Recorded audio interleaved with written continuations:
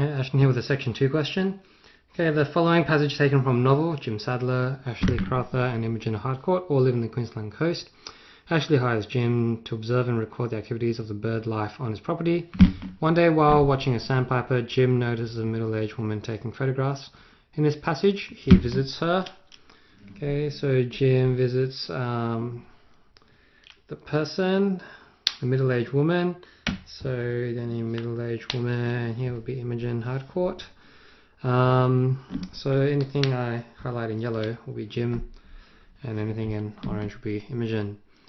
Okay, anyone home? He called. There was a voice from someone within, but so far off that it seemed to be replying from the depths several times. Okay, so that's just all waffle. It's describing the actual place. We're not interested in how they describe the place, but rather people's emotions or state of minds, or how they're acting. Okay, who is it? An English voice. Me, he replied, foolishly. That's something that describes a person. Foolish, as a child would. Okay, so the author replies, the author describes Jim as replying foolishly as a child would. And then he added it in a deeper voice. So he realizes that he's kind of a foolish little child, the way he replied, so he purposely changes it deeper. Okay, Jim Sadler, I work for Mr. Crowther. Come in, the voice invited. Okay, so the voice invited him in. So I'll be with you just a moment. I'm in the dark room. So I'm probably taking photographs. Doesn't matter if you don't know what a dark room is. Okay, he stepped across a broken board, pushed the door and went in. It was clean enough, the kitchen, but bare, a scrub. Okay, it's just describing the place, nothing about people's emotions or state of minds or reasons for doing things. I can't come for a bit, the voice said. Take a seat. Okay, so she's being hospitable, even though she can't come out of that dark room just yet. Okay, he examined the calendar, pictures of English countryside, turning the leaves, more waffles. Minutes passed. There, she said, and come out pining, a little gold watch to the tucked bodice of her blouse. She was a big round-faced woman, and the grey curls, now that he saw them without the bonnet, looked woolen. They might have been a wig. Okay, so here it describes the actual woman, and but Jim doesn't actually say what he thinks of the woman. He just describes her and what she's wearing and what she looks like, but doesn't say whether he likes it or not. So there's nothing I should really highlight there. Jim Sadler, he said again, rising. So he was sitting down because she invited her to take a seat. So then he rose in order to greet her. So that's a form of being polite. Okay, she offered her hand, which was still damp, where she had just dried it, and they shook.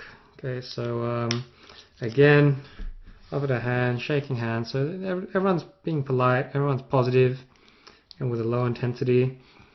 Okay, Imogen Harcourt. Would you like tea? Thanks, Imogen said. Would you like tea? Thanks, he said, if it's no trouble. He wanted about one chair. Okay, so just being hospitable. I've come about that sandpiper, he said straight out. I seen you taking a picture of it, did you? Yes, I did. I work for Ashley Crowther, Mr. Crowther.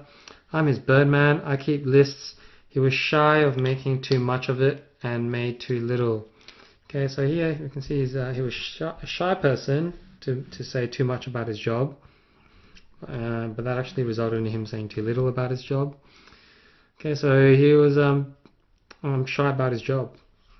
Yeah, he could never bring himself to say the words that might have properly explained his occupation. Okay, I know, she admitted, swinging back to face him with the filled kettle in her hand. I've seen you. I saw you yesterday.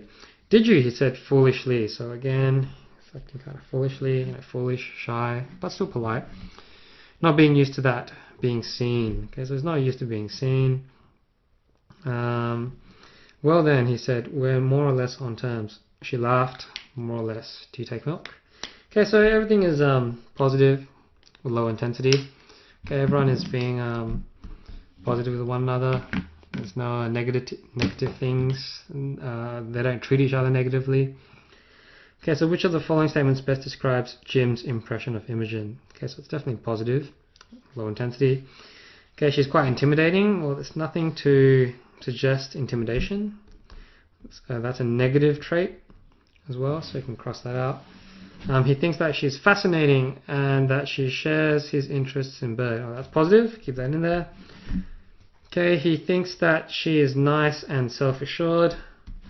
That's positive. And she thinks that she is friendly and observant. Okay. Now, so this is all positive with a low intensity. So looking at these three, let's try and see which one's low intensity. Okay, this word fascinating, it seems to be at a high intensity. Okay, and there's nothing to suggest that he was fascinated at a high intensity. So I can cross out B. Okay, he thinks that she is nice and self-assured, or he thinks that she is friendly and observant. Now those seem very, very similar. How are you supposed to tell one from the other?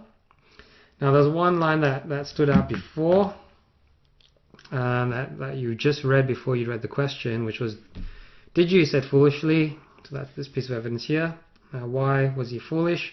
Because he was not used to being seen. Okay, so that's the reason why he was sort of acting foolishly. Okay, that's the reason that he was acting foolishly. So you should have highlighted that the first time around. Okay, so that there also implies that Imogen is observant. Okay, because he's not used to being seen. Okay, so Imogen is someone who is more observant than the person that Jim is used to seeing. Okay, so Jim will think that she is observant. Okay, so D is the more appropriate answer. Okay, because there is evidence of Imogen being observant towards Jim.